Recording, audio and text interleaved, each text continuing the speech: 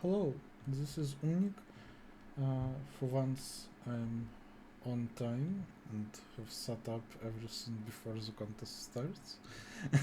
I will be doing first round 1035, that's a lot of rounds, and trying to explain what I'm doing along the way. And if you know where to buy nice shoes in London, get that in the comments, yo, engagement bait, YouTuber stuff. Yeah, I was trying to buy some shoes today and then was not very successful. Okay, problem A, add or XOR. You are given two non-negative integers a and b. You can apply two types of operations on a any number of times in any order. You can add one for cost x and you can XOR one for cost y. You're asked to make a equal to b. If it's possible, output the minimum cost, otherwise report that it's not possible. Okay, so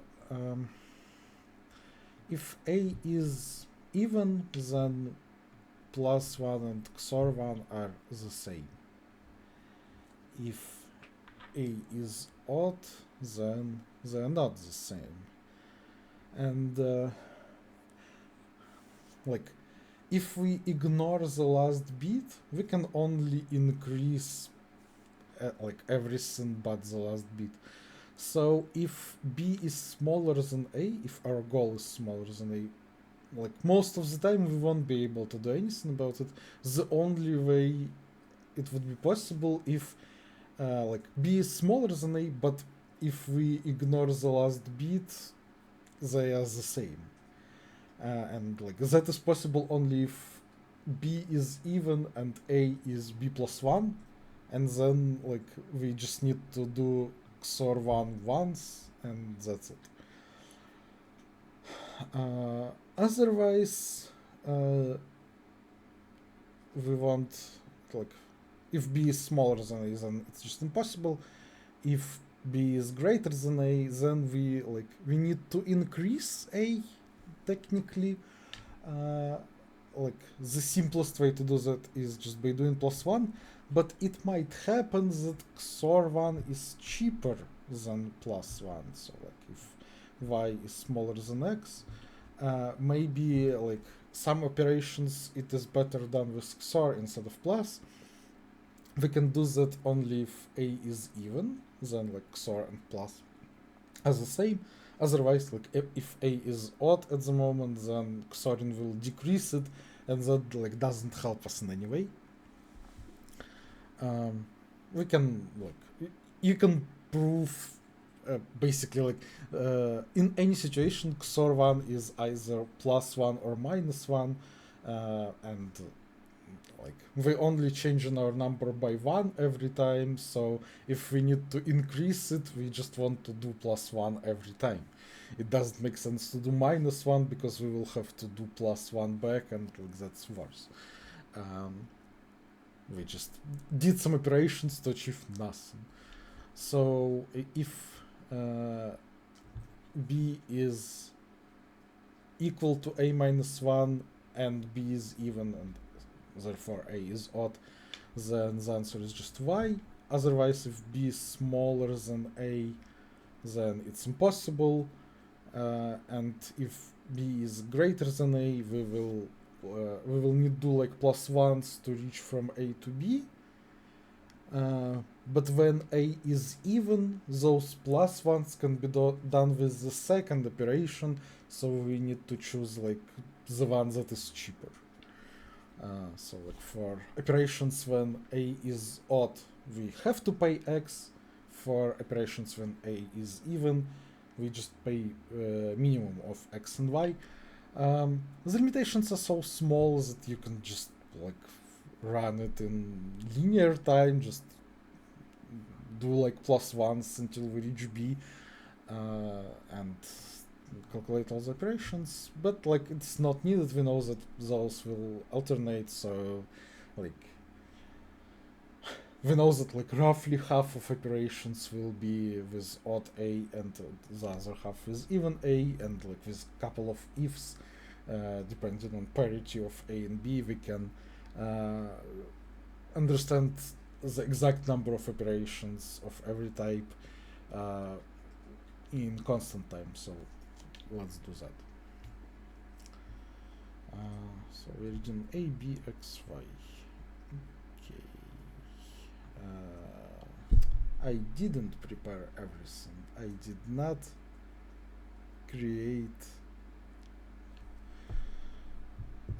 create the folders. Well, okay, I don't think it's like you will see anything very important here, so I can probably just do it on the stream. Like, shouldn't be anything very bad.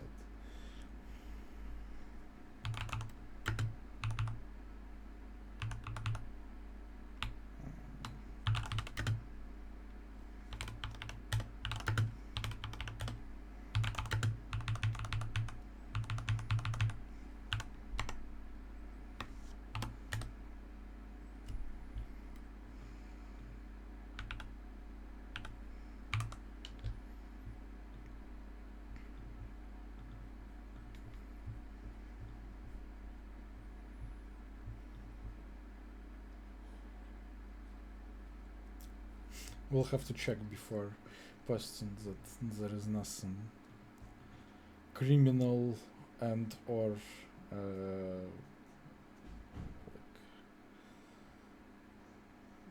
unpublished problems.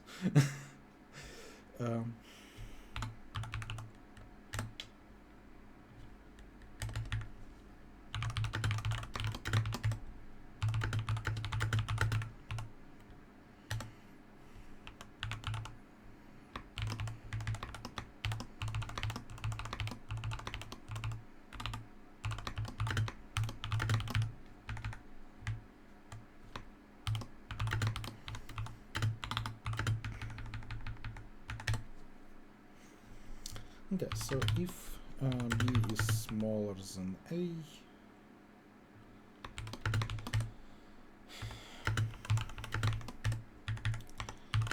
if a is equal to b plus 1 and b is even,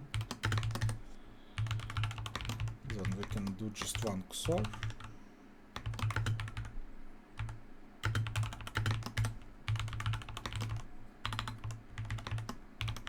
Otherwise it's impossible. And if b is at least a, then we need to do the increases, and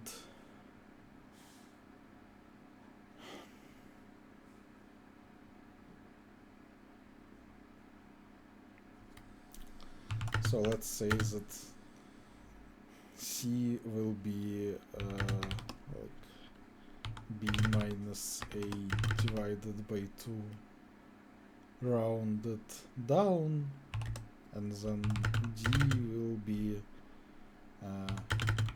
b minus a minus c. So c is the number of operations that is like smaller half, and d is bigger half. The smaller half are the ones that we are doing second. So like I want to say that the answer is like number of operations we do first multiplied by x plus number of operations we do second multiplied by minimum of x and y. But that is true only if like the first operation is done on odd x. Otherwise I need to swap c and d. So if a mod 2 is 0, then swap c and d.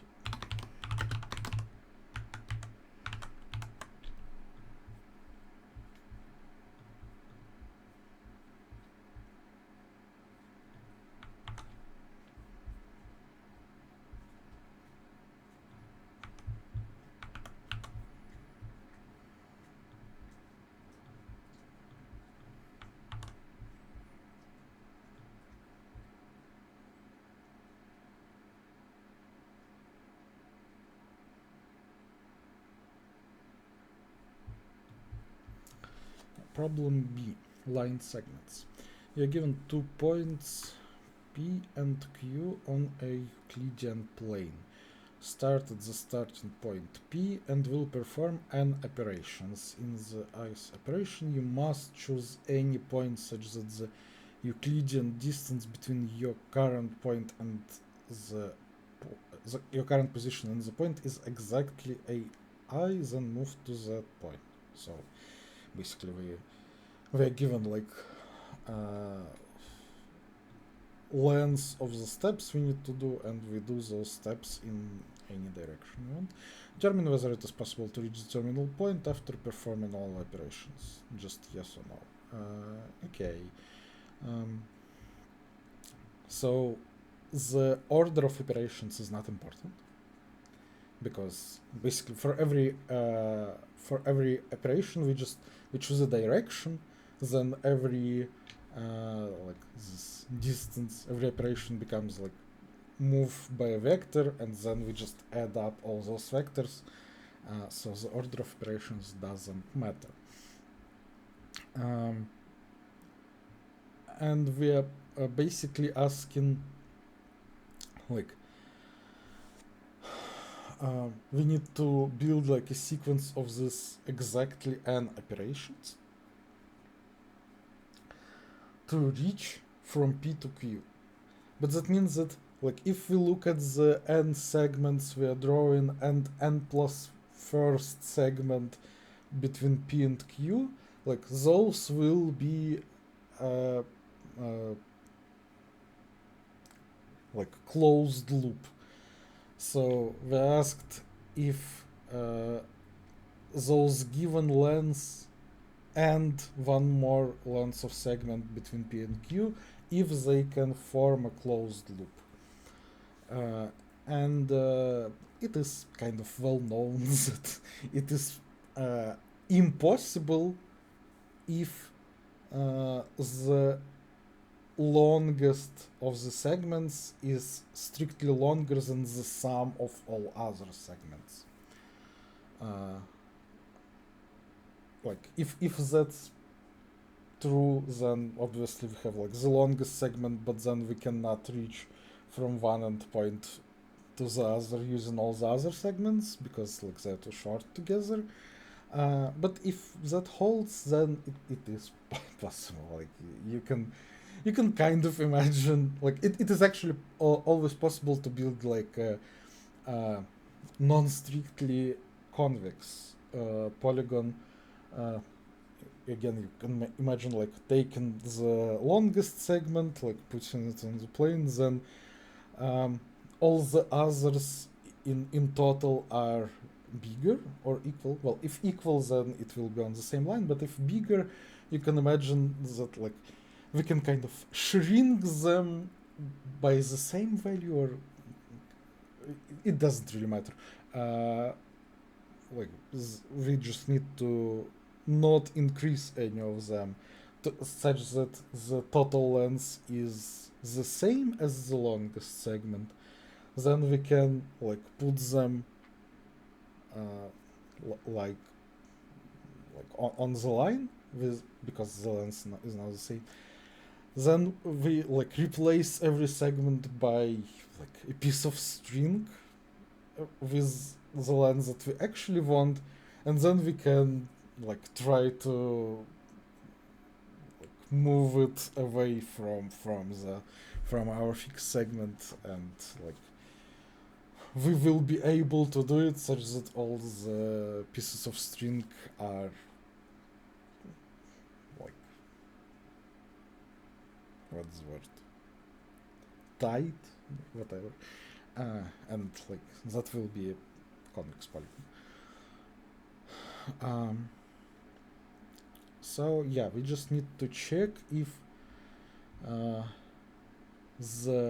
we need to compare the largest of the n plus 1 segments, like n of the length just given, and also the length of this another segment, and the sum of all other segments, which is like we can also do like compare with sum of all segments if it is greater than half of sum of all segments. It means that like when we take out the largest from the sum of all, it will be strictly smaller than the largest. But there is a small issue that all those lengths, the n lengths that are given to us are integers, but this one is given as like the length of the segment between 2 points, and so we will need to like use this formula to calculate it, and like it can be non-integer, and like we need to take square root. We don't want to do that. I mean, you can write it and it will probably work fine, but it is a bad idea in general, like especially when the answer like is yes or no. Or like in any way like discrete. Like you don't want to use doubles because like small mistakes in like rounding can affect the answer by a lot. Like when the answer is double itself, most of the time like it doesn't matter, because like if you change something by not a lot, then the answer will probably also change by not a lot. That property like should have some name, like something on the letter L, I don't know.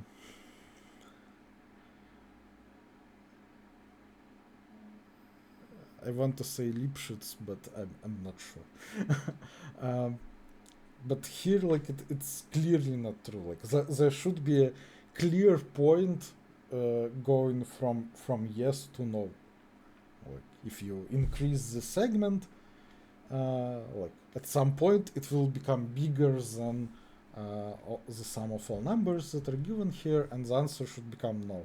Also, like if it's very small, it can also be no, because like the largest segment is bigger than the sum of everything, but like when you increase it up to some point, it will become yes. So, like in general, there will be like some prefix of length of this segment when the answer is no, then it will be yes, and then no again.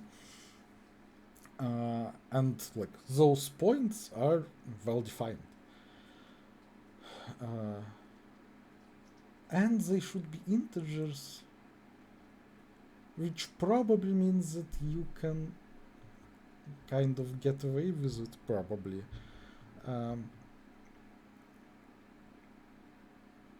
But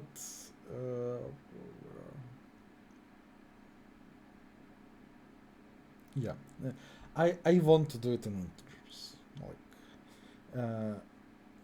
since I only have like one square root, basically I'm having like some inequalities I need to check, and those inequalities are of the form like sum of some integers plus this square root, like less than or equal some integer or something. So I can move all integers to one side and then take squares of both sides, but like we need to be a bit more careful with how we're implementing that, and probably like we will have to like separate the cases when this segment is the largest, and when like one of those segments is the largest. That's the general idea. It was okay.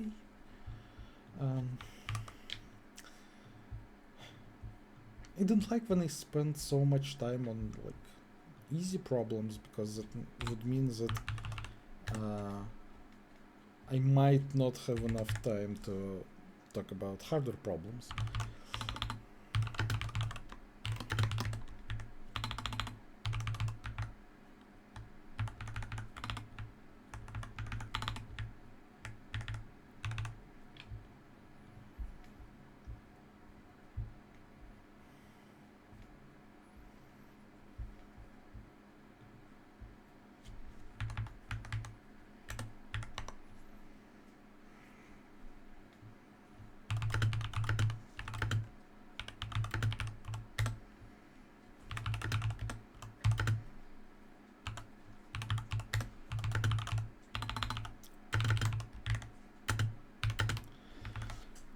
Okay, so I need to read the input. We'll read the two endpoints of the segment.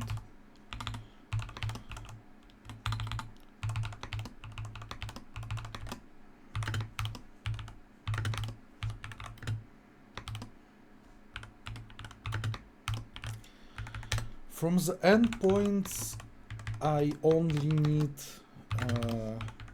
the sum, or for the end segments, I need the sum of them and the maximal of them.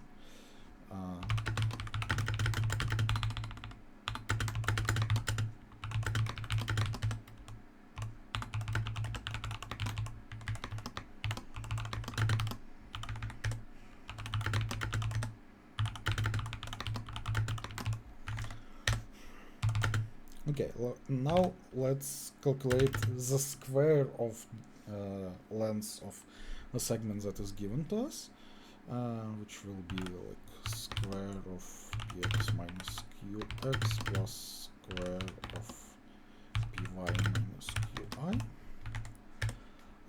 Okay, so yeah, I called it d2 because it's like square of distance, d square kind of. Okay, so now I want to understand whether the largest segment is this one or the largest from the n given to us. So I will compare the square of the largest one with d2. If it is smaller, so okay, in this first case, the largest one is our segment for which we know the square, so this is kind of the easy case because we just need to compare the sum of everything with square root of this d2, just take squares of both sides and return the result basically. Return square of sum is at least d2. Now this case is a bit worse because I want to take maximum out of sum, but then add square root of d2 to sum. I don't want to add square root, I do not want to take square root, so instead I will subtract everything from max. So first I need to take maximum out of sum, then I subtract everything remaining from max, and now I want to compare this max with square root of d2, and like I want to take square of max instead, but it can be negative, and taking square of it would be wrong. But if it is negative, then it's clearly smaller than square root of anything, because like square root, arithmetical square root, is always non-negative. So I'm saying basically return a mix smaller than 0, or like it is good for me if that sum of everything was not less than maximum. I put sum on the other side, so now I want d2 to be at least square of maximum.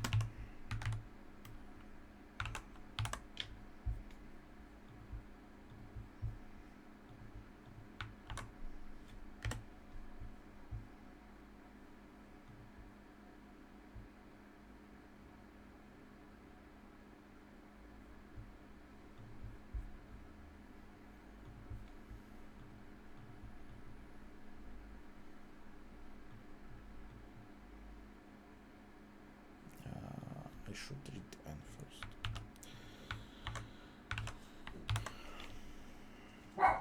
Yes, yes, no, yes, yes. That's correct.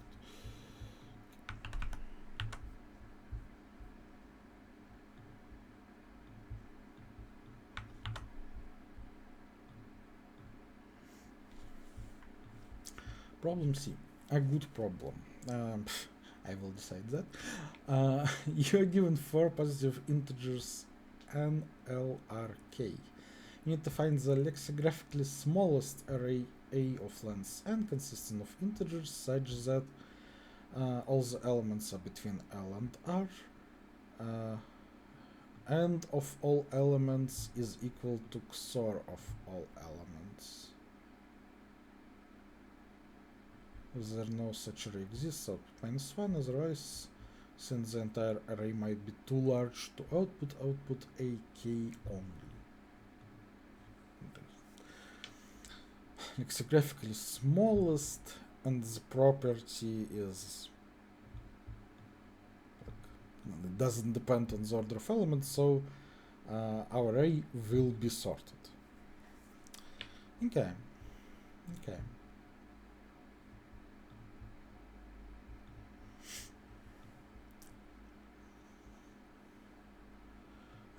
And is equal to XOR.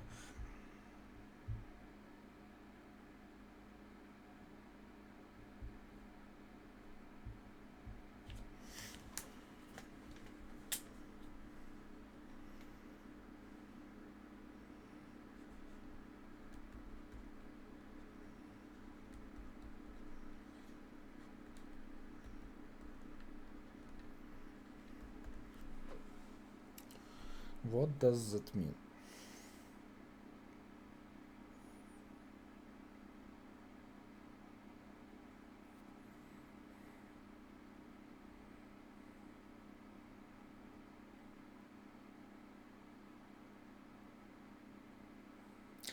They pose bitwise operations, which means that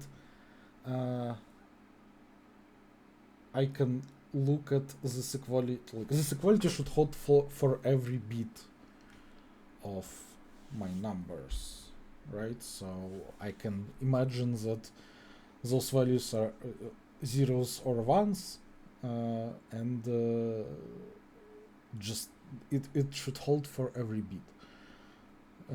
So I guess there are two cases when n is odd and when n is even.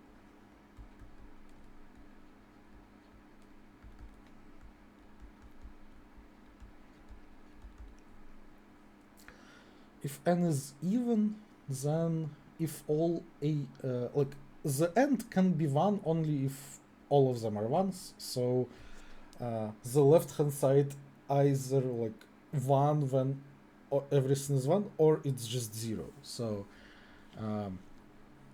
I guess I will have like 2 more cases in every such case, like are both of those ones or zeros. So equal to 1 is easy because like all of the AIs must be 1. So if n is even, then XOR is 0. So this is just impossible.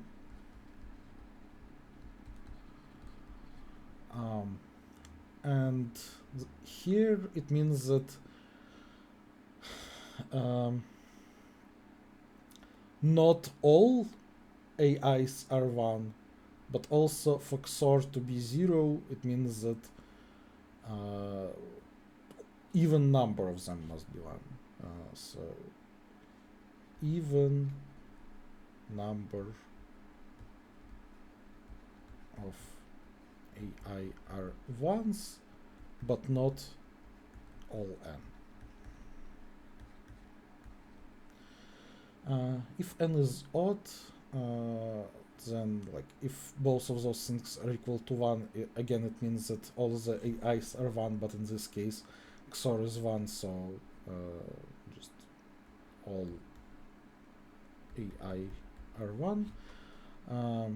And if it is 0, then like the same thing, but now we don't need to specify that not all n are 1, because if all n are 1, then it's not even number. So like, even number of AI is 1.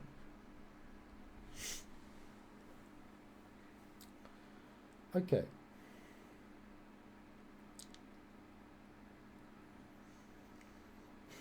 So I guess if n is odd, now we want to like go back to the problem. our numbers must be from some segment of values, and we want lex mean, which means that like we want to try the first number to be the smallest as possible, then the second, the third, and so on. The ideal situation for us would be just to put all numbers to be equal to L. And when n is odd, it's good, I think. All AI just equal to L. Because both cases of like all the numbers are 1 and all the numbers are zeros are good for us. So if all the numbers are equal, then every bit will be good, because in every bit either all the values are zeros or all the values are ones, and it's also good. So okay, this is an easy case.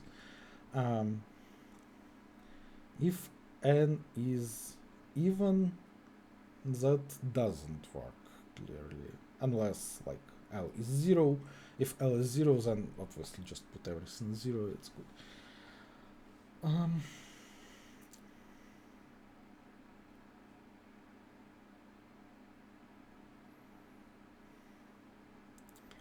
But yeah, if L is not 0, we cannot put all the numbers as zeros, but we would like to like start with that. Okay, so we put everything as L, then again, for every bit all the values are the same, but when all the values are 1, that is bad for us. We just want even number of ones, but not all.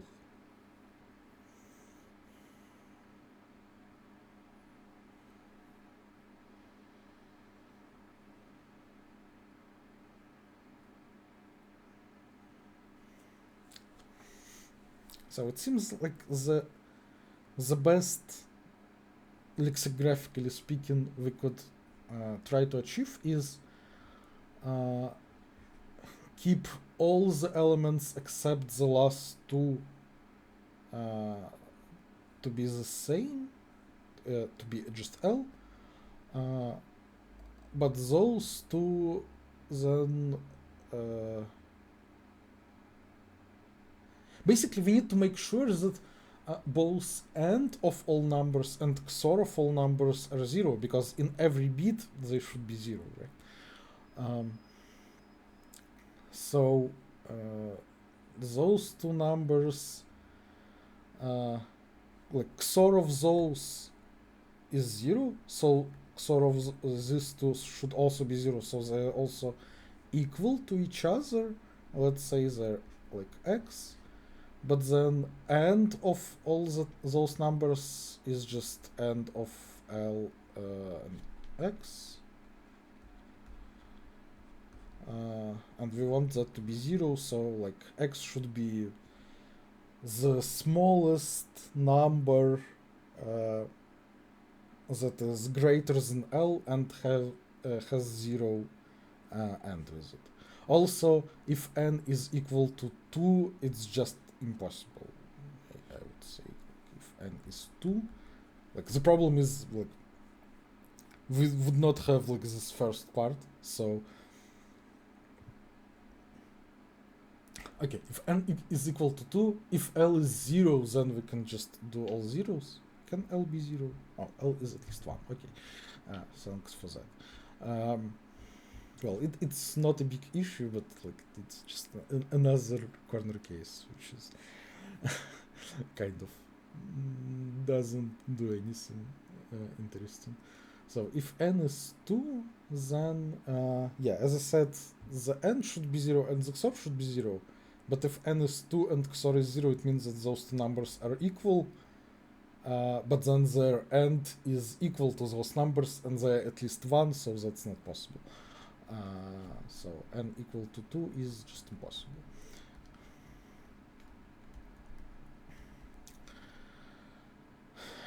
If n is even but greater than 2, then yeah, we can do that unless x is like the smallest such number is greater than r.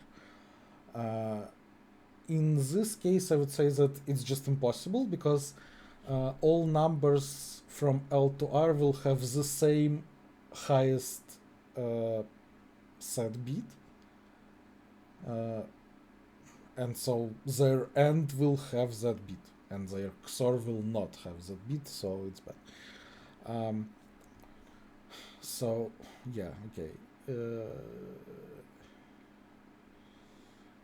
Yeah, basically we have to look at the, let's say that k is the highest set bit.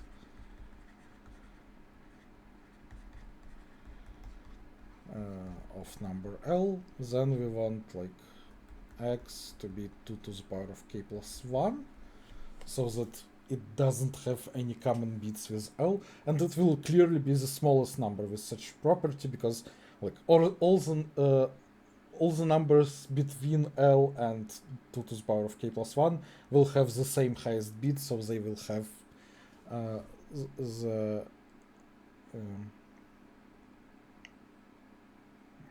they will have the common bit. And yeah, I think that's just the answer, because the lexigraphically smallest means that we need to like try to minimize it from left to right, and like I achieved n-2 numbers that are minimum possible, so to achieve something better we will need to have like this, like one of those two numbers must be smaller, but then it will be like between L and 2 to the power of k plus 1 not inclusive, which means that it would have the same highest bit, and that would mean that that highest bit is like it will not satisfy those properties. So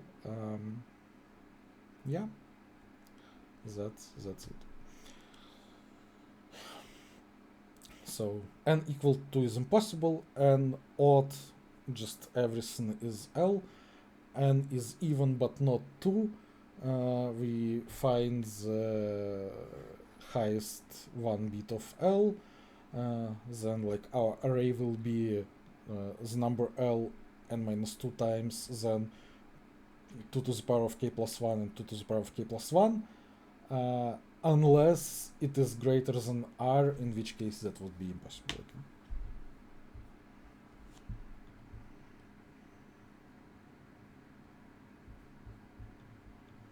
No, it was an okay problem, yeah.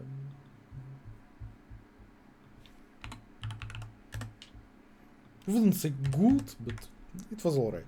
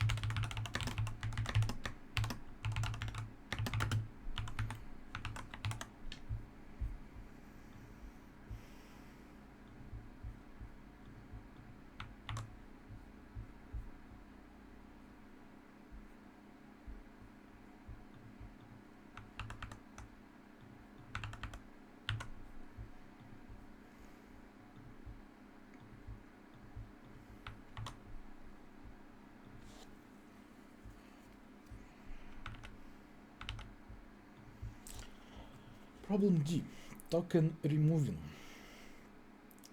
Define a sequence of integer a valid. That's not English. Like, let's call a sequence of integers a valid if and only if something. What is that something? Okay, I'm just blindsided by that. Not English. So AI should be non-negative integers and AI should be not greater than I. Okay. Define the weight of A of valid sequence of length n in the following way. Okay, that is not necessary, but would be nice. Initially, a token is placed at each integer point in the interval from 1 to n on the number axis. Perform n operations. During the ith operation, if AI is not 0, remove a token in the interval from AI to I that has not been removed. Okay, if A is the number of ways to remove tokens. What do you mean? Two ways are considered different if there exists a T such that the positions of the tokens removed by the two ways are different at the T space. What? Remove a token, so we choose a token there, right? I don't get.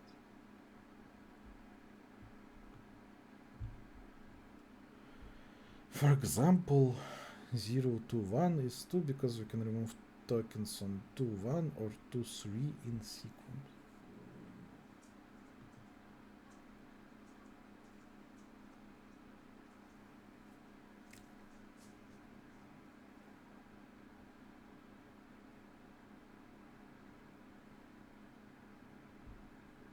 Okay, so basically for every non-zero element, look, we have a segment of possible tokens from AI to I, and we need to choose one that has not been chosen yet, which means that like for every non-zero position in the array, we need to choose a unique token from the corresponding segment, right? Like for every such choice, we can construct a corresponding way of removing. Okay.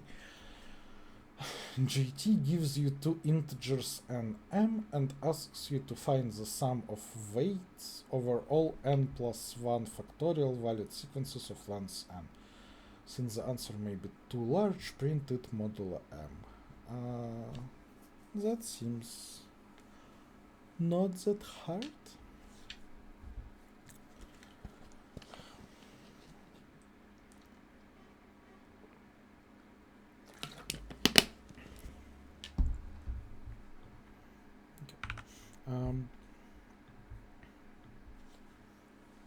Okay, so we are asked to calculate like the sum over all sequences f of a. But f of a is the number of like valid matchings, basically. Yeah. For a given array, if the value is on some position is 0, then we don't match anything. Otherwise, we need to choose some number from the segment. So, yeah, let's use the same example, although it's not very good, but like for an array 0 to 1. So for this position, we don't do anything. This position corresponds to segment 2, 2. And this position corresponds to segment 1, 3. And so we have like tokens 1, 2, 3. And so for this position we don't do anything. For this position we can only choose from this segment, and for this position we can choose from this segment, and we need to choose one token for every position that is not 0, and the chosen tokens must be different, so it's like the number of matchings, right? So what happened? I probably touched touchpad. Okay. Okay, so this is we can rewrite f as number of matchings, but we can try to write it as a another sum. Let's like iterate over all matchings. M is a matching, which like for some positions it doesn't do anything. For other positions it chooses some number, and the chosen numbers must be different. And then we add one if M is a valid matching. Valid matching for A. But now we can change the order of summation here and say, okay, let's first iterate over all matchings and then over all arrays A. So this will be the sum over all matchings, the sum over all arrays. M is valid for A. And now we can like call this thing like some function g of matching.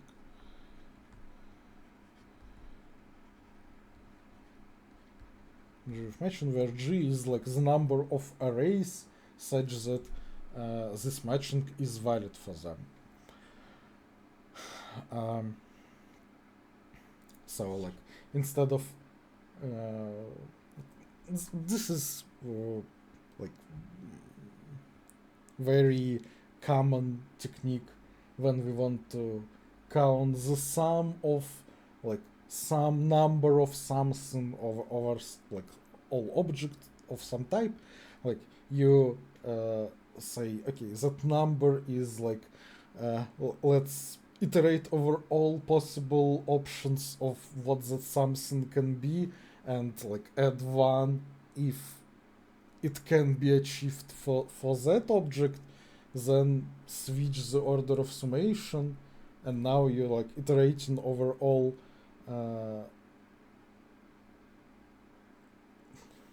the things you need to count, then over all arrays or over all objects that for those things can have, and still like add one if it's valid, but then you can like count the inner sum in some predictable way, and like iterate over, so take the sum over things of the number of objects that have this thing. And in this case, I hope it will be much easier. Well, I haven't like figured everything out in my head, but it seems like a clear way to go. So if we fix the matching, what will happen?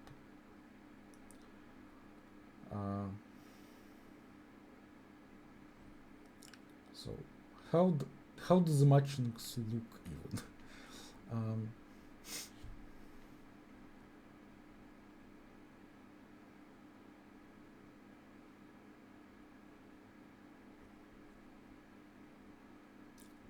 So we can have, like in this situation, the matchings would be like 0 to 1 and 0 to 3. 0 means that we didn't match with anything, and if it's not 0, then it's what I mentioned. Actually, maybe it's not much simpler that way. I don't know.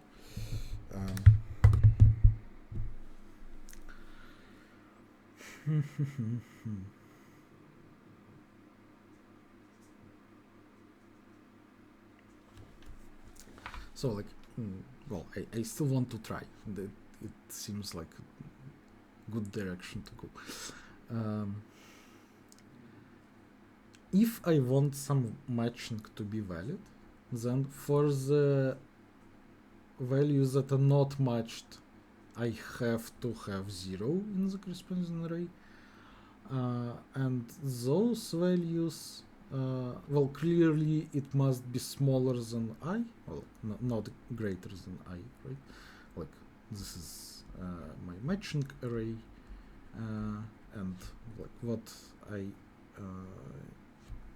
like what the properties that I had is like, if AI is 0, then and only then mi is 0, and also mi must be between I and AI, and non-zero mi's are distinct.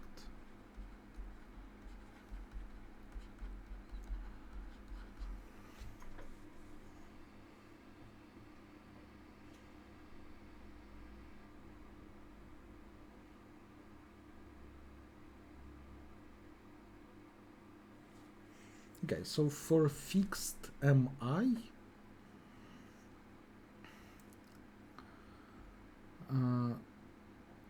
the number of ways to choose AI is just mi, right? Like it can be 1, 2, 3, and so on up to mi, but it cannot be bigger. So like number of arrays is just like it's product of non-zero mi. So how do I write that? Product over I such that mi is not 0, mi.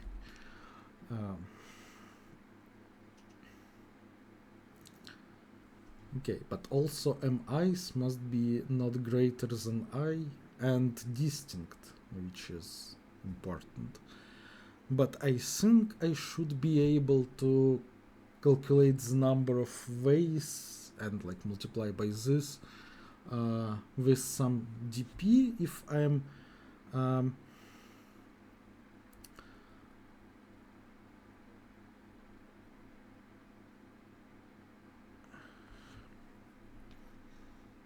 yeah, I want to choose mi from 1 to n, so I will go from 1 to n, and for every number I want to choose like, will it be some mi or not? If no, then I don't do anything. If yes, then I need to multiply the answer by this mi, because like it's in this product. But then I also need to choose the position for it. And like the positions can be, they have to be at least mi.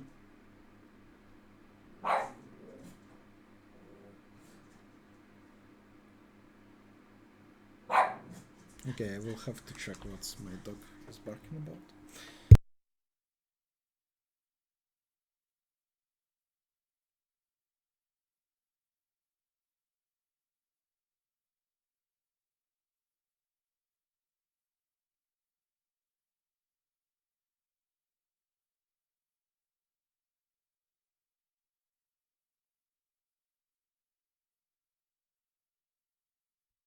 She's just a rascal.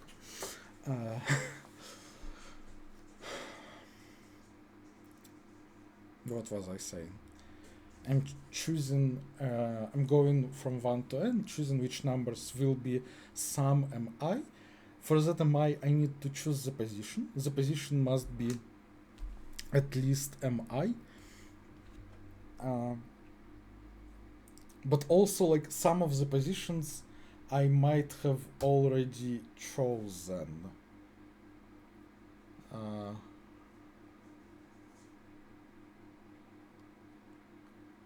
But I think like n square was okay, right? Yeah, and was, yeah, the sum of n square is kind of small. Okay, so Why do I want to choose mi in order of increasing values? Because here's my potential mi, and the positions they can take, which are also the same numbers. And so 1 can go just here, 2 can go here and here, 3 can go here and here and here, and so on. So for every next number, the set of possible positions where it can go covers all previous sets. So if I know how many I have already chosen, then I know how many positions are occupied and therefore how many are free. So I can do a dp, what's the last value I considered, and how many positions are already occupied. When I try the next value, I can either not take it, and then nothing changes except that I have considered the next value, or I'm taking it, then I'm multiplying the dp by that value because it's in the product that counts the number of arrays for that matching. But then I also need to multiply by the number of positions, but the number of positions is x minus the number of previously occupied positions. And I increase the number of occupied positions by 1. And that just works in quadratic time. I have a constant number of transitions from every dp state. Number of states is n squared, so it works in n squared time. Non-constant modular. Okay, cool.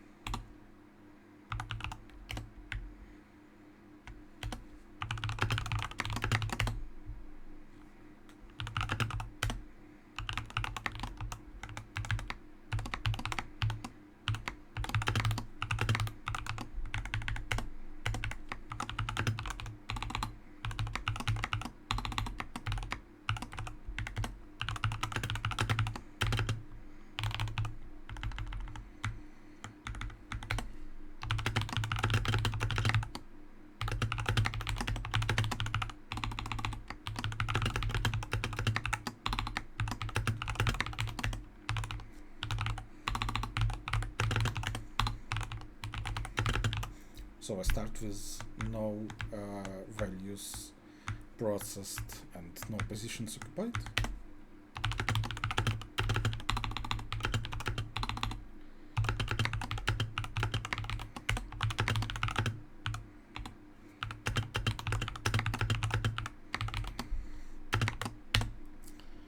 I'm transitioning from dp x minus 1 y. I can always just not take that number x, I mean. Or if I do take it, then I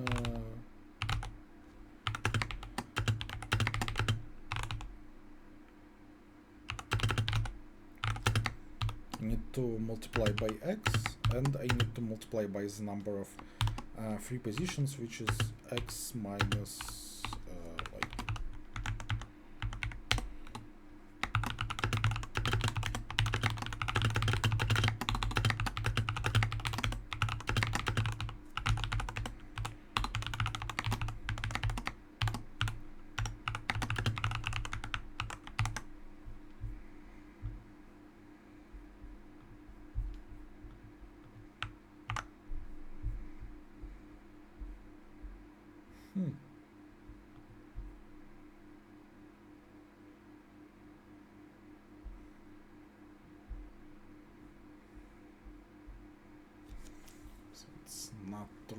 for the second case. Interesting.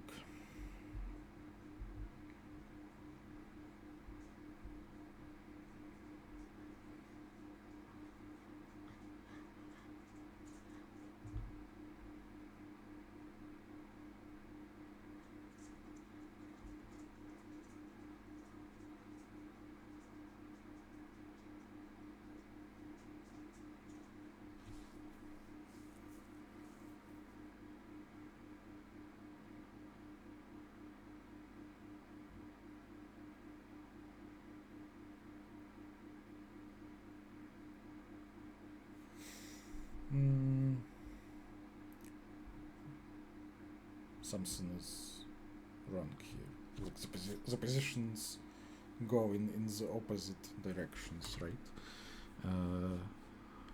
So like this is wrong, and it should be like the other way around. Yeah.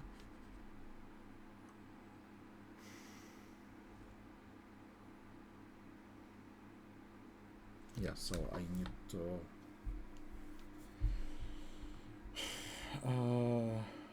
to iterate in the opposite direction from bigger to smaller.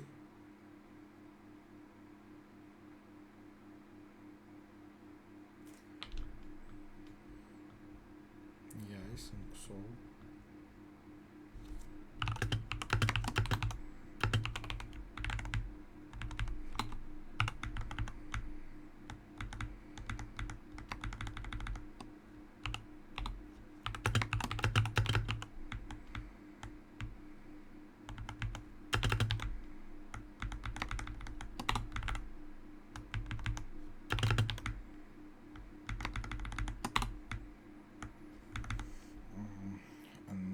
Here it's like n plus 1 minus x minus y. Right. If y is 0 and x is n, then there should be like one option. If it's n minus 1, there are two options. If it's 1, there are n options. But then minus y, because that's the number of previously occupied. And here's 0. Yeah, that's better. Yeah.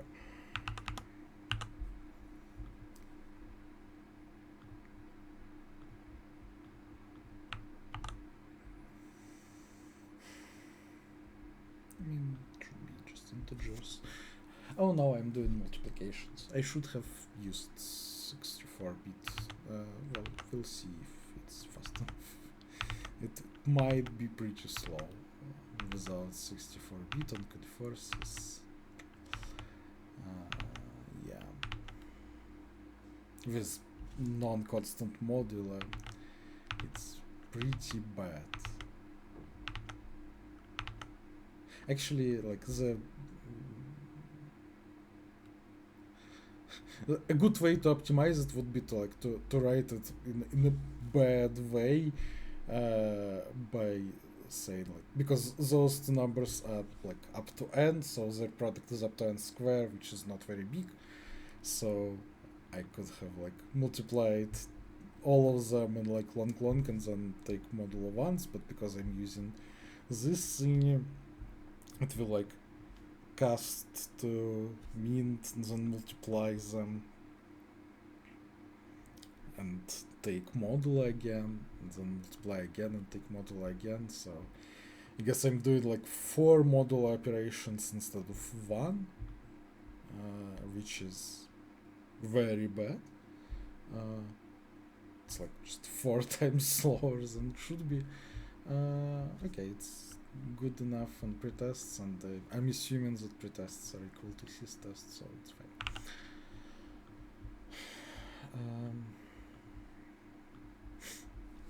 Okay. Problem E. And constraint. You are given a sequence A of length n-1 and a sequence B of length n. You can perform the following operation any number of times, possibly 0. Choose an index I from 1 to n and increment bi by 1. Your goal is to perform the minimum number of operations such that for every I from 1 to n minus 1, the condition bi and bi plus 1 equal to ai holds. If it's impossible to satisfy the condition, report it as well. Okay, so we have an array B, and like between the elements we have the conditions on ends.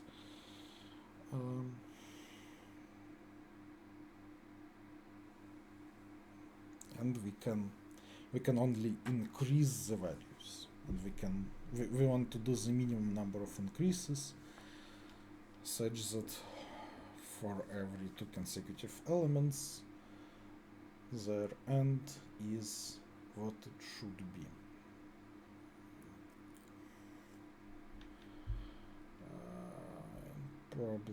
Problem D is already solved. Okay.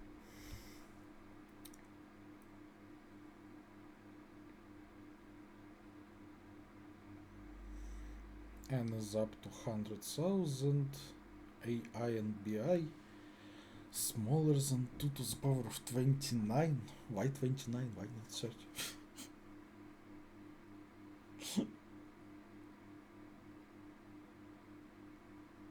That is weird.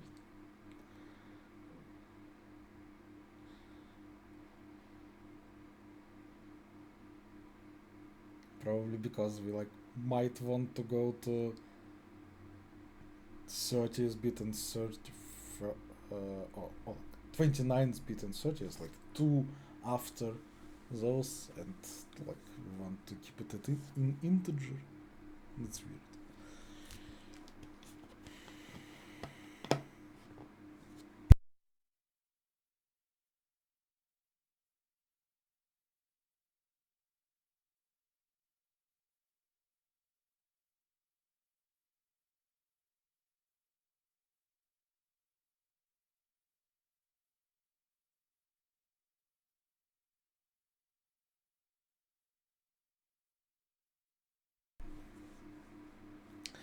Professionally using drinking water to have some time to think about the problem without talking. Should I drink more water? Well, I think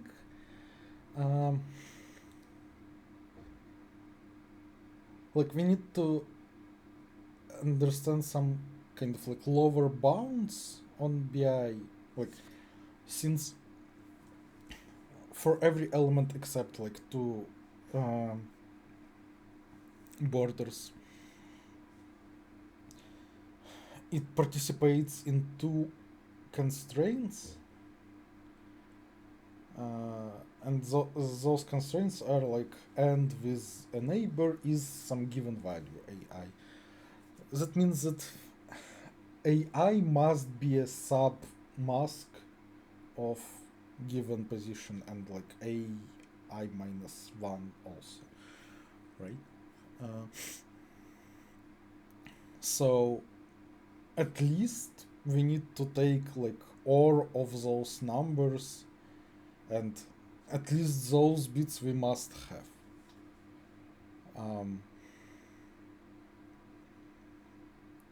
We can then check if like having those bits already makes it bad, because like it may happen that basically we can ask like for some end to be 0 but 2 ends near it to be 1. That would mean that all 4 numbers like we're talking about will have the 1 bit, because like 2 leftmost must have them and 2 rightmost must have them, because like the end both ends must be 1. But that means that the end of 2 numbers in the middle will also have the 1 bit set, because like both of them have it. So in that case it will be impossible. Otherwise it's always possible, even though we cannot decrease numbers. We can basically add like 2 to the power of 29 and 2 to the power of 30 alternating. That's what I was saying like about using 2 bits higher than the limitations. Like those will surely make our numbers bigger than they were before because they will be at least 2 to the power 29. But those additional bits will not uh, be seen in AND because we don't have two consecutive numbers that share those bits. So that will always be possible.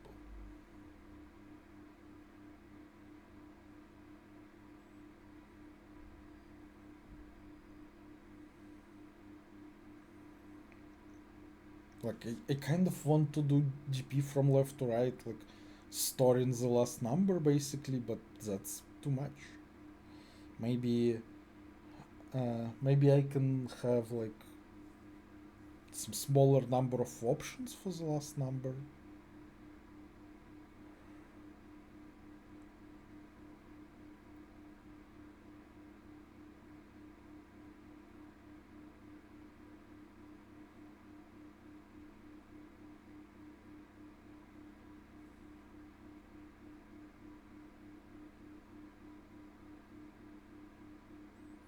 Yeah, that should be true. Okay, so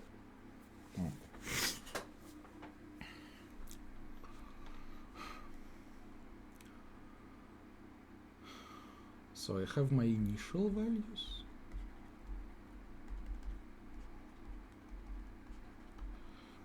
I have the conditions on AND.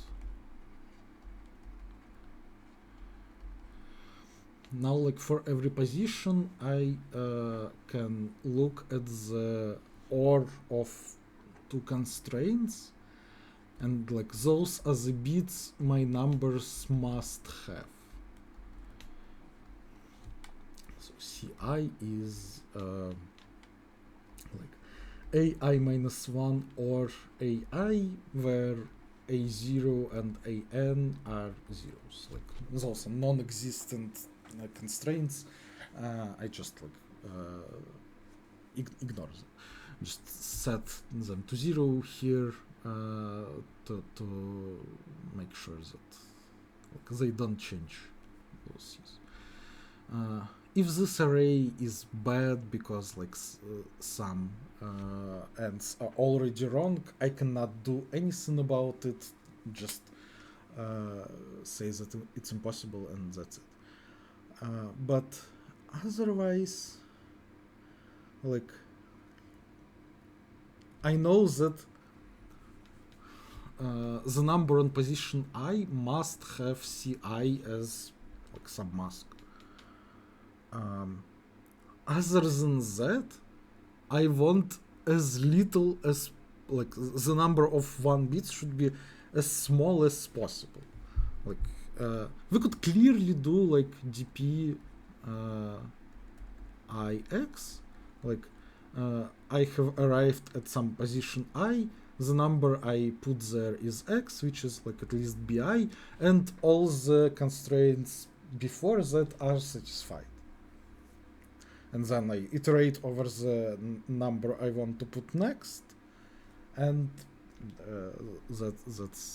that's it. But that would work in like n c squared, where c is the limitation of numbers. Instead, I want to say that for every position, there is just log c interesting values, and then like this dp will become n log squared. So I want for every position I want to find of logarithm interesting values that like can possibly be in some optimal answer, and then just do that dp, but only storing dp for the possible values in that position, and then like transition from one layer to the next one will be like number of values here multiplied by number of values here, so it's log square. So the solution works in log square. How do I find those numbers? Well, let's look at my numbers bi and ci for some position. So bi gives like a lower bound on some on my number, right?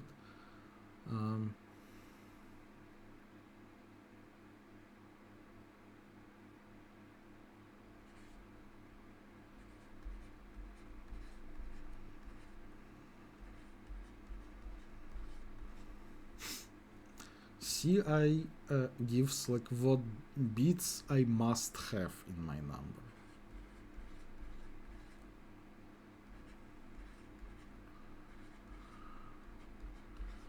Something like that.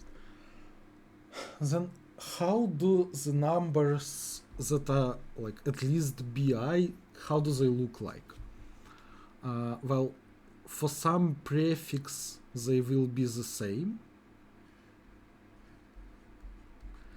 but then there will be a bit where it's bigger. But then here it can be anything. Or it's just bi if I want to be equal, but if I want to be strictly greater, then there should be like the first position where they're different.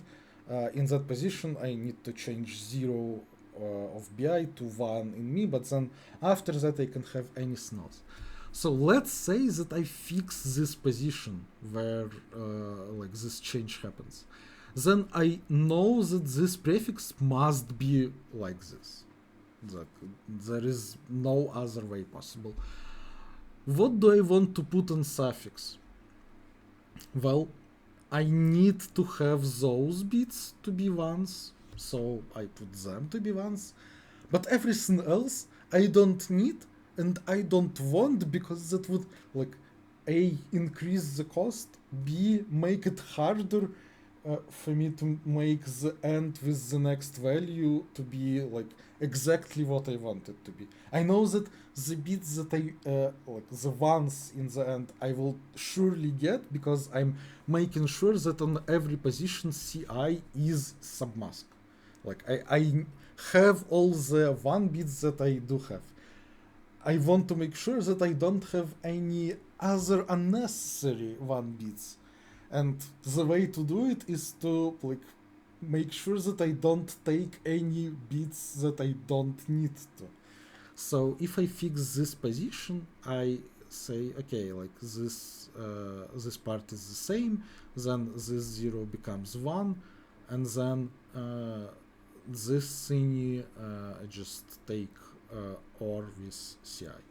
And actually I don't even need to like make sure that everything like strictly works. Like it would be kind of bad for my explanation if, for example, ci had a 1 here, because that would just mean that the number of this form cannot be good, because I need to have this 1, so I cannot have a 0 here, I need to have the 1 there. But I don't have to really care about it. I can just say, okay, in bi, let's choose some position that I will increase from 0 to 1, then take OR with ci, that is some valid number. It is at least bi, it contains ci, I can try to take it. Like, it might be dumb to take it, like it might be not it might happen that it cannot be in any optimal answer, but I don't care. I have my logarithm number of candidates, they're all valid, and I'm sure that all the values that I do need for the optimal solution, they will be there. So it doesn't matter if there are some other options, it's fine. Like I do not care. So the solution will look like this. I have my A and B. I will calculate C as written here. Then check that C is good for ends. If it is not, then it's impossible. Otherwise, for every position, I will construct a list of optional, like list of options that I can try to put on that position in the optimal solution by doing the following. First option is just like BI or CI, and the other options are look at every bit that is 0, try to increase it, and then OR with CI. Have all those options, and then just run this DP, but X can only take values that are possible options for the given position, and it will work in n times product of number of possible values, like bounds on the possible values, which is log C, so it's n log square.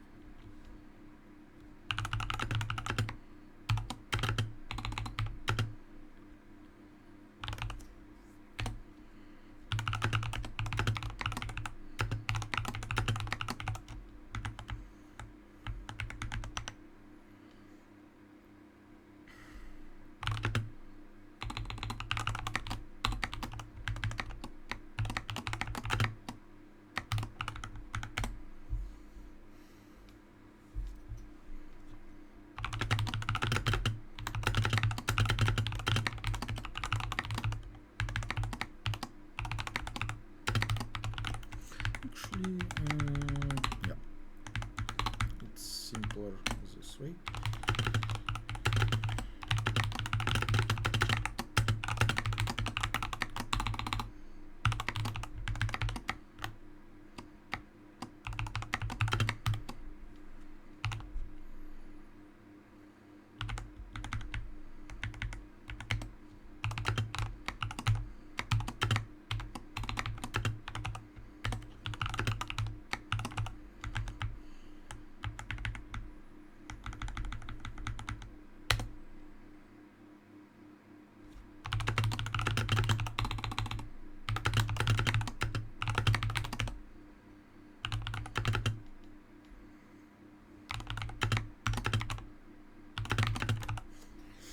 So I have read A and B, put my zeros in the positions like on the borders, then fill in C as ORs of 2 consecutive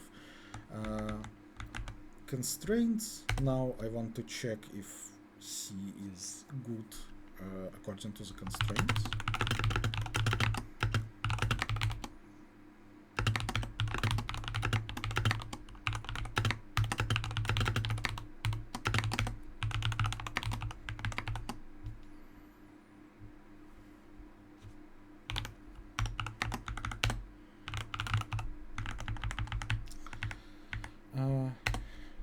Okay, now for every position, I want to fill in all the options.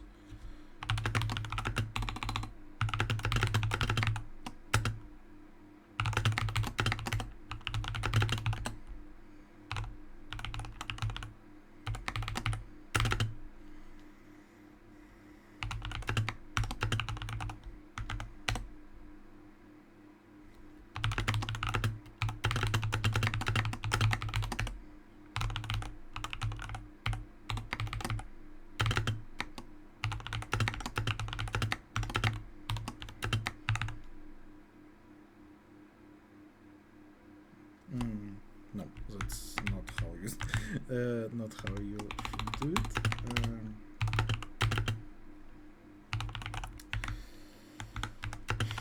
If bi has 0 in this bit, I need to set 1 to this bit, but 0 to everything after it. So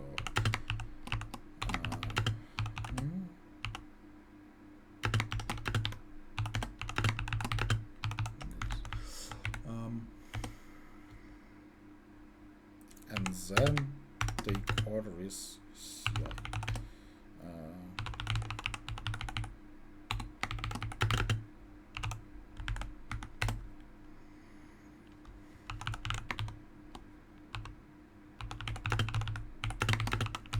You don't need to sort and unique them. You can have the same option several times. It's still good for the GP.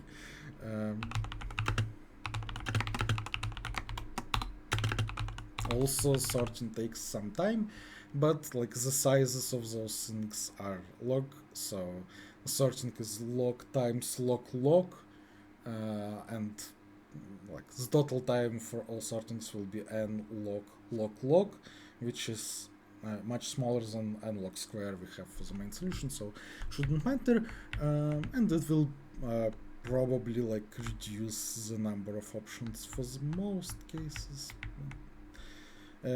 Technically you don't need it, and like it should be fine without.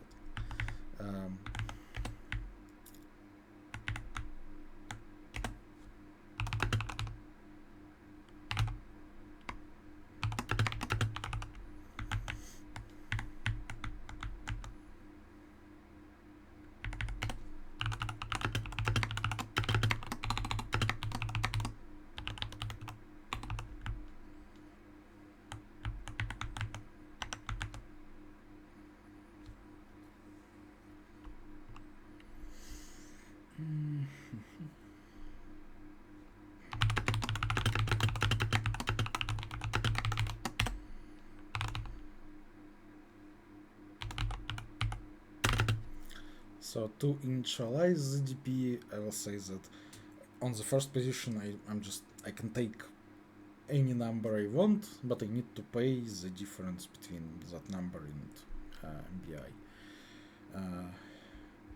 Actually, like for simplicity, we can not subtract BI, just subtract it in the end. So this DP is just D0.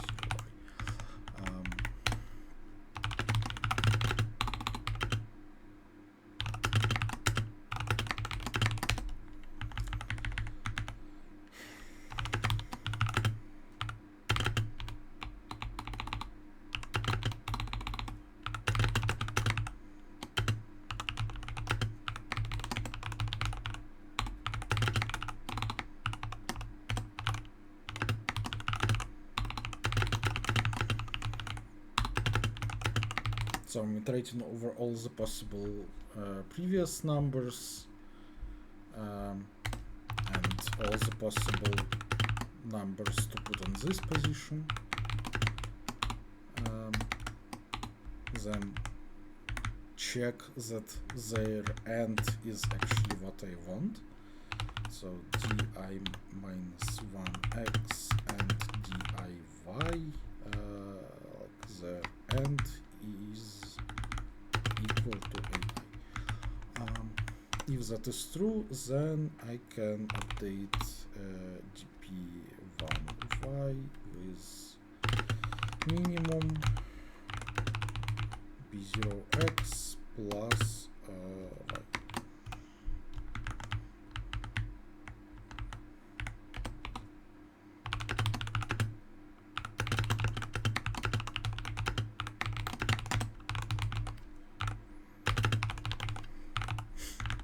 And I'm storing only 2 layers of GP because just used to do that, even though I do have like the array of the size nk.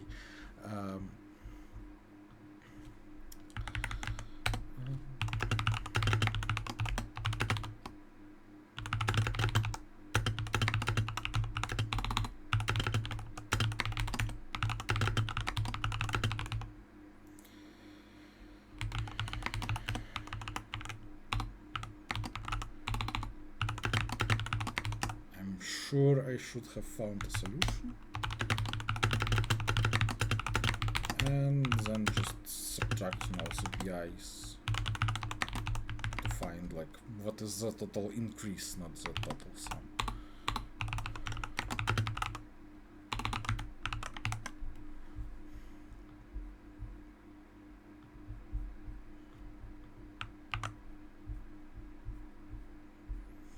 -9. Yeah. Oh, it's not plus y, it's plus d.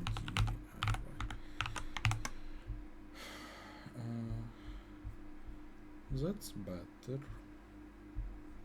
Yeah, that's correct answer on sample.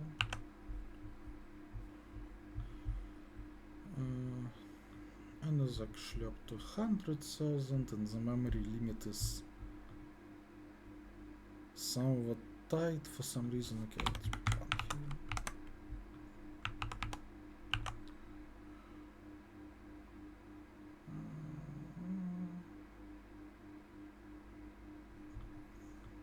Is 31 enough? Yes, I think so. Like I discussed, like all the numbers smaller than 2 to the power of 29, so if I have like 29 and 30, I don't need anything else.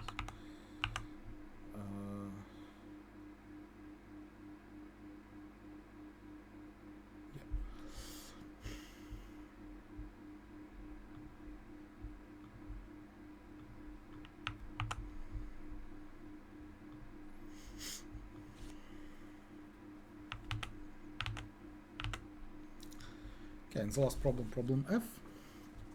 Volcanic eruptions. There is an undirected tree with root 1 where each vertex has a weight vi, which is either 1 or -1. A volcano at the root erupts at time 0.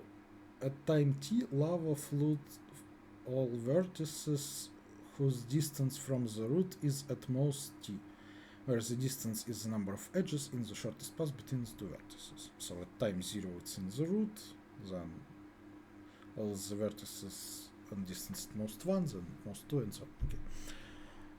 At time 0, you are at vertex st with life value s. Initially s is equal to 1. Starting at time 0, including time 0, the following events happen in order at each timestamp. Let u be the vertex you are currently at. Your life value increases by w of that vertex, and w's are plus ±1. Okay. If s is equal to 0, or if vertex u is flooded with lava at this time, you die immediately. Then you must move to an adjacent vertex, includes father and sons. Staying in place is not allowed. You arrive at the chosen vertex at the next timestamp. Find the maximum number of moves you can make before you die.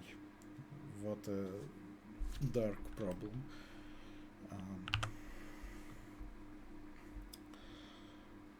N is big.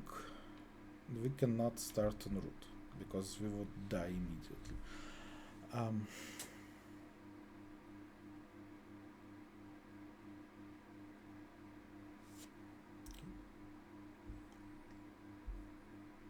But the answer can still be 0, right? If we start at vertex with -1. Oh, we start at vertex with 1. Okay.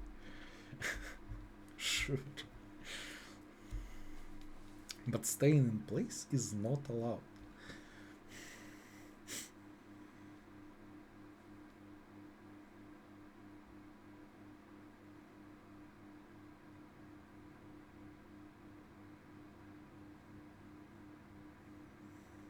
So it feels like we should like run somewhere where like we have two adjacent vertices with value 1, then like alternate between them to increase the health, whatever it's called, life value, and then run down from the lava.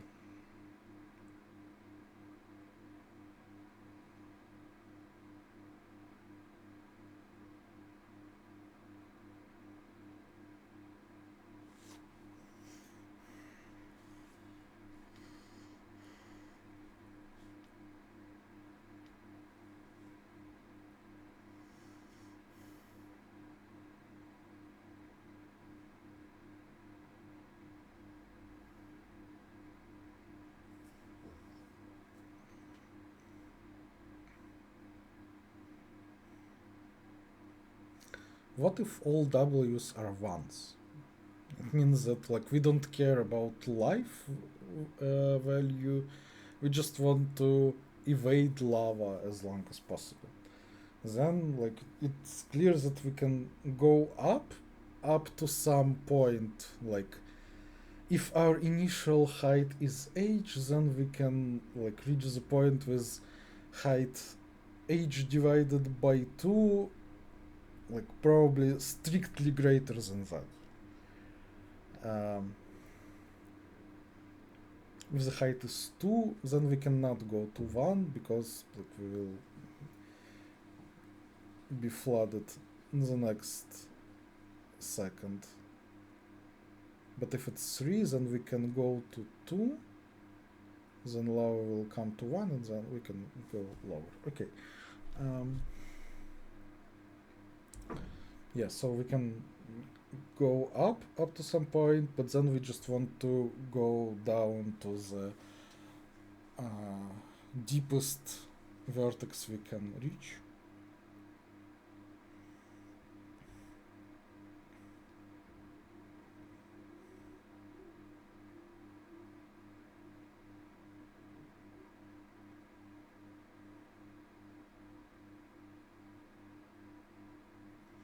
But that is not what this problem asks. We also have to care about the life value.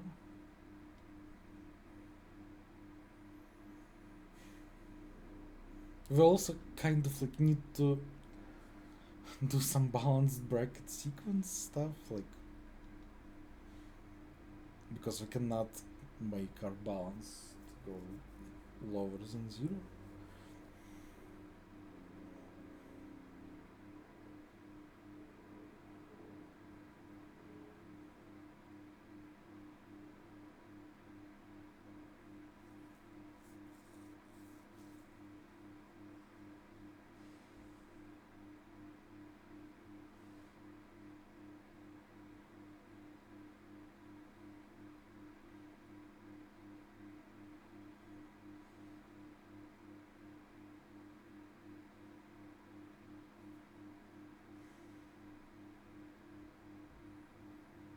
Maybe we can like try to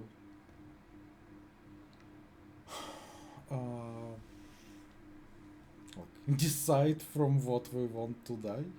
Like, do you want to die from lava or from S dropping to 0? And like if from S dropping to 0, then we can kind of ignore lava, but that's not exactly correct.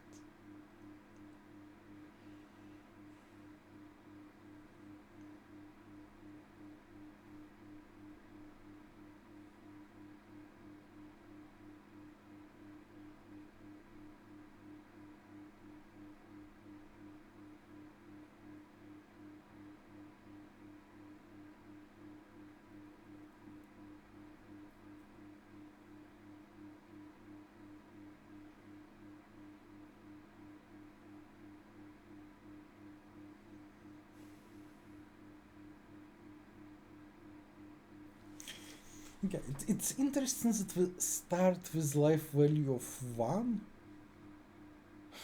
because like why wouldn't it be given the starting value? Probably because like the fact that we're starting like almost dead, that might make it a bit easier, because like we start with, in the vertex with value 1, but then if there is a neighbor with another value 1, then cool, we have reached the place where we can get a lot of life, like by just running back and forth. But otherwise all the neighbors will have value -1, and we will be again on the brink of death. And like we must go to the vertex with value 1 now. And if it's like 1 -1 and -1 again, then we just cannot go to that vertex, at least until we find a place where we can go like between two vertices with value 1.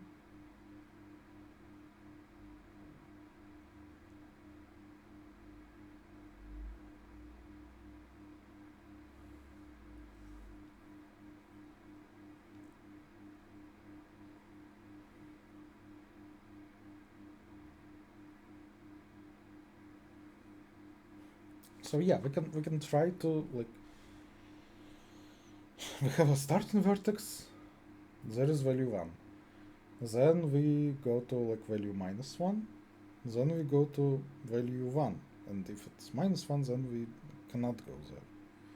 And we can like make that like map of what we can reach before getting more life value.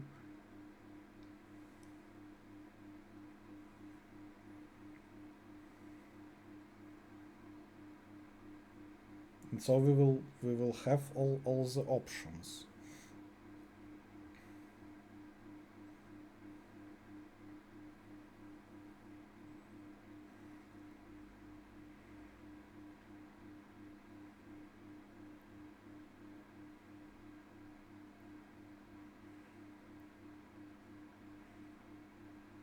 But I also don't know like how long do I want to run back and forth there.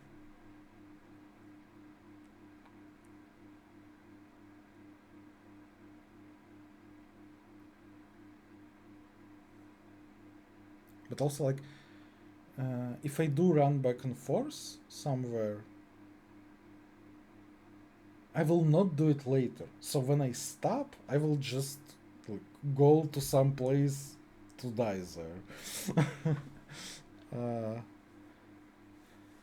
Because like if I stopped, that was because the vertex I want to go through would not be available for me because of lava like 2 seconds later. Like why I cannot go back and forth one more time and get more life value because like that vertex will not be available anymore. So like when I stop, I just like run up to the vertex that is available and like okay, if I fix that vertex, then I know how many times I can run back and forth. But that's already like unsquared.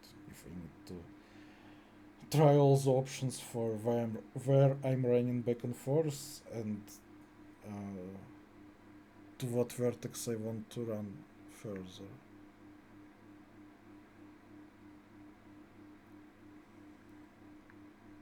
But maybe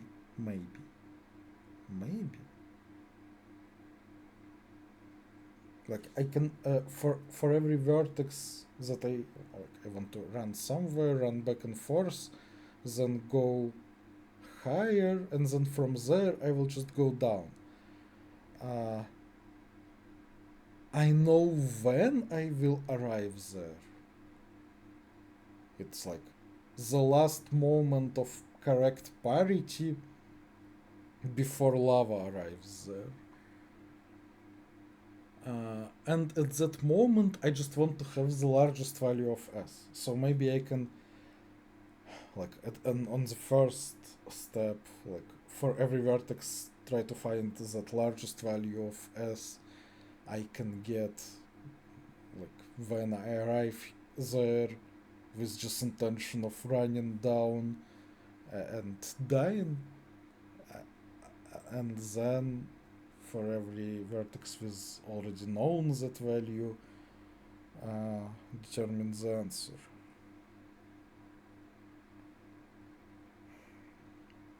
There is no way I'm doing that in like 15 minutes. I don't have a solution, and like the ideas I do have are very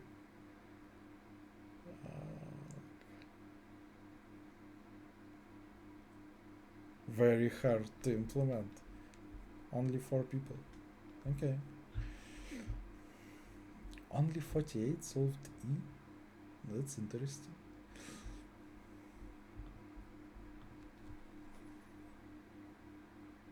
is not that hard.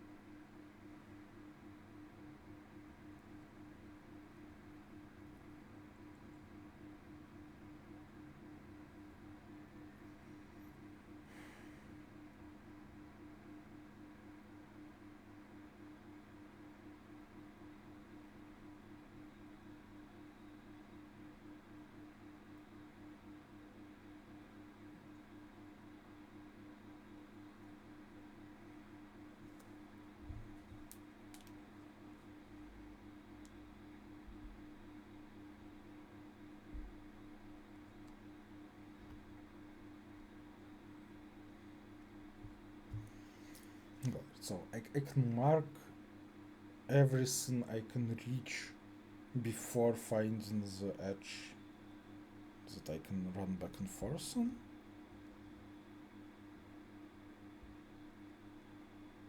If I do find it, like, it doesn't make sense to go past that, like use that edge, but then go further and somewhere like run back and forth, because I could have done it here, and that is not worse, right? Like could run back and forth and then go on that path. That is not worse in any way. Okay, so if I'm traversing an edge with one on both ends, and I want to run back and forth somewhere, I can just say that I'm running back and forth 0 times. Okay, so I'm always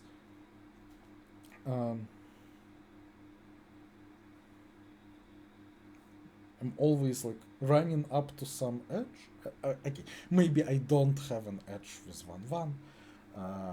That's easy to consider, right? Like just in the traversal, like what I can reach, update the answer with that. Okay, so now I want to use some edge several times. Well, no, but there should be an edge on my path that has 1 on both ends. That is correct. So I can like run. Then in my path, that will be the first edge of that kind I traverse. Like if I find some edge with 1 1 and traverse it, then if I want to run back and forth k times, I should do it here. Cool. Then after I do that, I have some life value. Now I might be able to traverse some like stretches of -1s because I have some life value start. Before that I couldn't do it.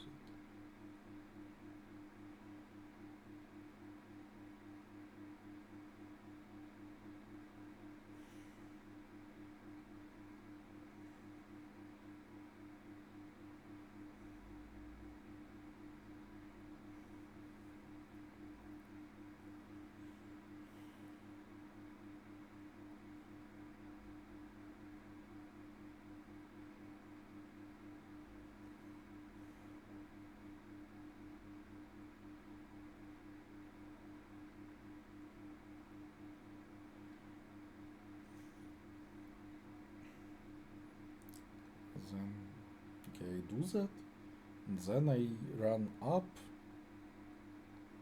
to some vertex. At the moment that like if I waited 2 more seconds then lava would came here. So that's the moment I'm getting to this vertex. for this vertex I want to know the largest possible value of s I can arrive at that vertex with.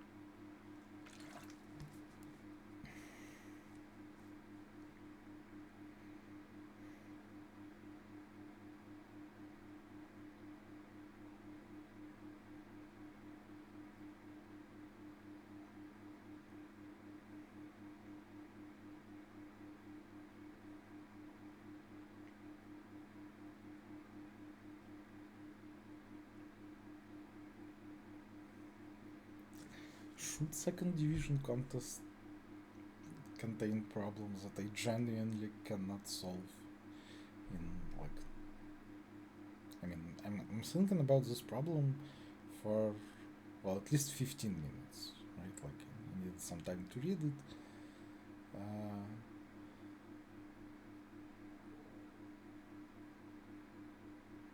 Obviously like I have to talk out loud and I cannot fidget as much as I would like to because I'm on camera.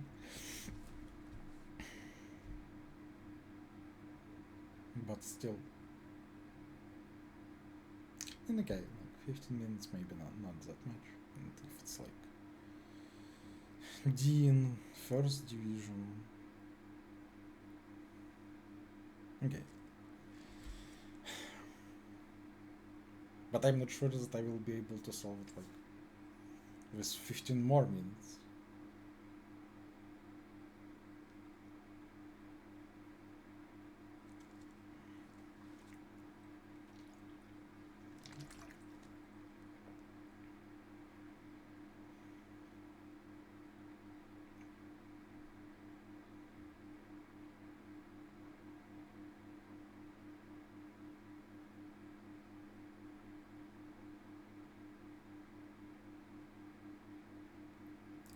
This is peak entertainment.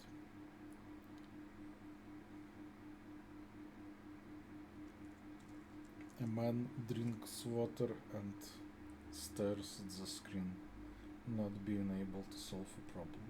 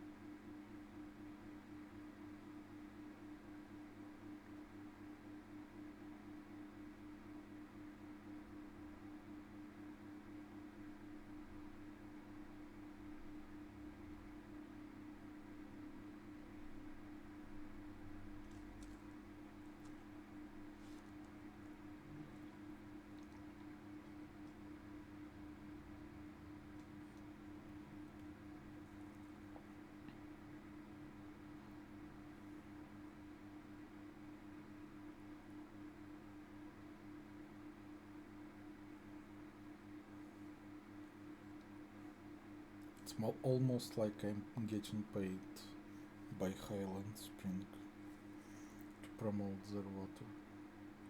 This would be a bad promotion though. The water doesn't help me to solve the problem.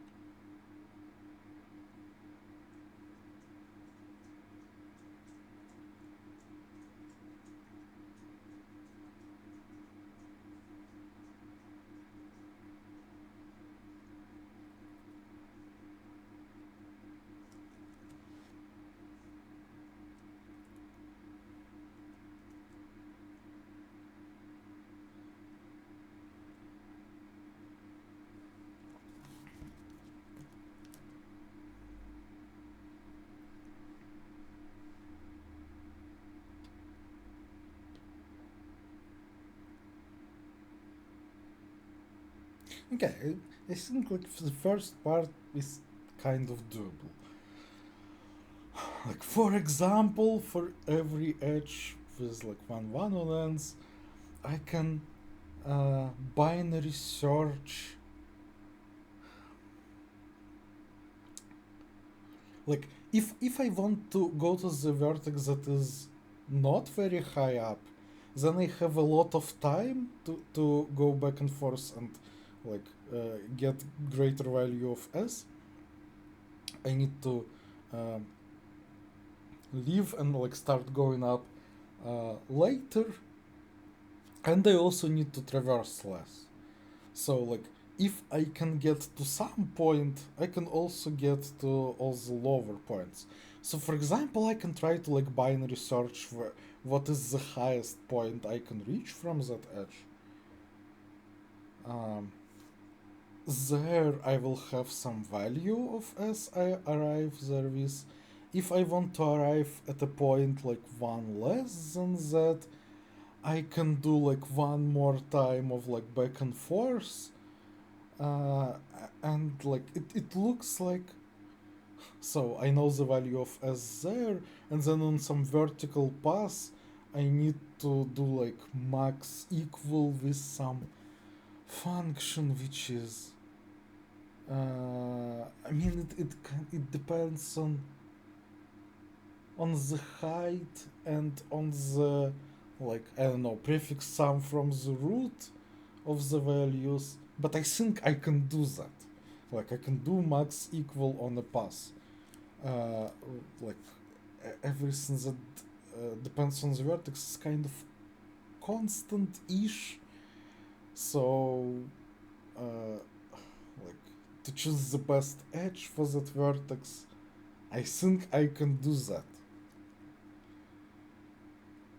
Then for every vertex, I have like the largest value of s I can arrive in it with. But then I can just push those values down because like when I go down, I'm also in this vertex like at most like less than 2 seconds before lava comes to this vertex. So I can just push those values from higher up, and that's the solution. Uh, it is probably like unlock square, but I think binary search can be like you can combine binary search with binary jumps, and it will be like nlog n in total. So yeah, that sounds like a solution. So like my idea was good, but yeah, it was hard to figure out how to actually do that. Interesting problem. It's like not. I mean, yeah, that's a good problem. Yeah, it's good.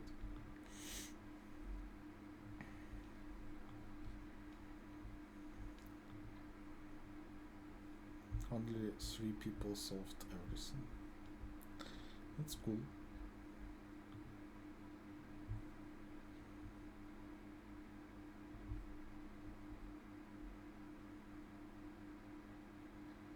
Rainbow just abandoned the contest after solving the. It's fun. Um, Yet another second division contest in which I couldn't solve everything. Even if I came to the start of the contest. That's fine. I'm gonna go cry. Thanks for watching. Send those recommendations for shoe shopping in London in the comments. Ring that bell, subscribe to the channel. Uh, yeah, don't do that. It's not good. Thanks for watching. Bye.